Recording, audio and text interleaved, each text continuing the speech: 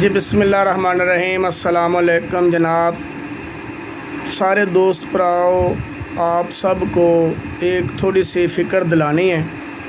وہ یہ ہے کہ بھی ایک نیا جو فتنہ تو وہ پرانا ہے، وہ ایک نیا فتنہ جو ایجاد کرنے جا رہا ہے، یہ فتنہ عمرانی جو ہے کہ جی اس نے اپنا جو کیس ہے اللہ کی عدالت میں پیش کیا ہے۔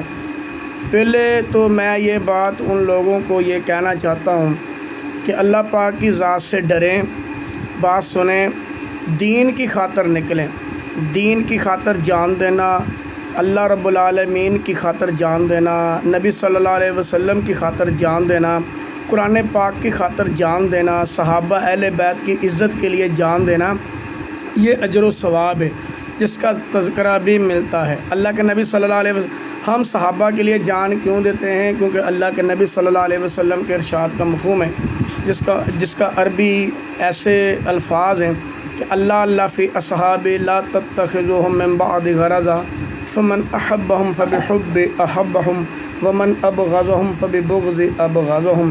اس لیے ہم صحابہ کے لیے جانیں دیتے ہیں۔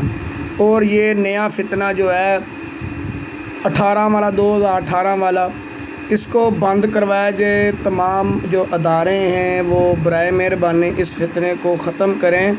یہ قوم کے لیے، شریعت کے لیے یہ بہت خطرناک بن چکا ہے۔ ان کے نزدیک صرف جو امرانڈو ہے نا، امرانڈو وہی سارا کچھ ہے، اور دوسرے ان کے نزدیک کچھ نہیں ہے۔ جو عمران کو مانتے ہیں بس وہی دیندار ہیں، باقی دوسرے دیندار ہے ہی نہیں ہیں۔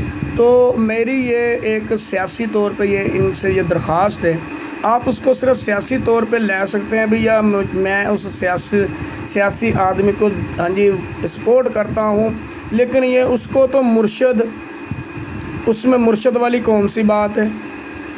نبی صلی اللہ علیہ وسلم کی شریعت والی کون سی بات ہے؟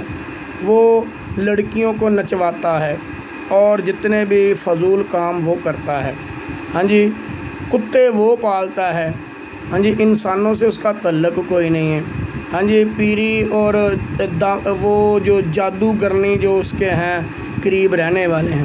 تو اس لیے میری تمام عقل مند دوستوں سے گزارش ہے کہ اس فتنے کا بائیکاٹ کیا جائے۔ خدارا اپنے آپ کو بے دین نہ بنایا جائے۔ دین کے لیے اذان کس لیے دی جاتی ہے؟ اگر کہ آفتیں آتی ہوں اور یہاں کہہ لو کہ بارشیں نہ ہوتی ہوں یا بارشیں زیادہ ہو رہی ہوں، اس لیے اذانیں ہوتی ہیں۔ یہ کون سا ہے کہ عمران خان کو وہ نہیں رہا کرے تو آپ اذانیں دیں؟